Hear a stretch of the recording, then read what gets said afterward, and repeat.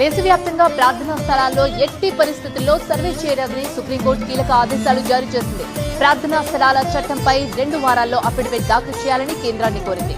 కింది కోర్టులు కూడా ప్రార్థనా స్థలాల్లో సర్వేకు ఎలాంటి ఆదేశాలు ఇవ్వరాదని సుప్రీంకోర్టు ఆదేశించింది. ప్రార్థనా స్థలాల చట్టంపై సుప్రీంకోర్టు కీలక ఆదేశాలు జారీ చేసింది. దేశంలోని అన్ని ప్రార్థనా స్థలాల్లో వెంటనే సర్వేలు నిలిపివేయాలని అత్యున్నత న్యాయస్థానం ఆదేశాలు జారీ చేసింది. అంతేకాకుండా ఆలయాలు, మసీదుల్లో సర్వేపై ఎలాంటి కొత్త కేసులను విచారణకు స్వీకరించరాదని దేశంలోని అన్ని కోర్టులకు సుప్రీంకోర్టు ఆదేశాలు జారీ చేసింది.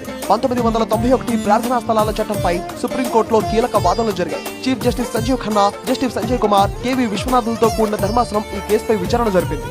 మతపరమైన అంశాల్లో ఆదేశాలు నిలిపివేయాలని కోర్టు ఆదేశించింది. ప్రార్థనా స్థలాలపై ఉన్న పెండింగ్ కేసుల విషయంలో కూడా సుప్రీంకోర్టు ఆదేశాలిచ్చింది. కోర్టులు ఎలాంటి నిర్ణయాలు తీసుకోవద్దని స్పష్టం చేసింది. సుప్రీంకోర్టు ఇచ్చిన తాజా ఆదేశాలను హిందువుల తరపున వాదిస్తున్న అనేక మంది లాయర్లు వ్యతిరేకించారు. తమ వాదనలు వినకుండా ఆదేశాలు ఇవ్వద్దు అని కోరారు. ప్రార్థనా స్థలాల అంశంపై 4 వారాల్లో అఫిడవిట్ దాఖలు చేయాలని కేంద్రానికి సుప్రీంకోర్టు ఆదేశాలు జారీ చేసింది. ఇలాంటి కేసుల్లో పార్టీలుగా ఉన్న వాళ్లకు మరో 4 వారాల అదనపు సమయాన్ని సుప్రీంకోర్టు కేటాయించింది. అశ్విని ఉపాధ్యాయ దాఖలు చేసిన పిటిషన్ పై సుప్రీంకోర్టు విచారణ జరిపింది. ప్రార్థనా స్థలాల చట్టంలోని 2, 3, 4 సెక్షన్లు తొలగించాలని అశ్విని ఉపాధ్యాయ పిటిషన్ వేశారు.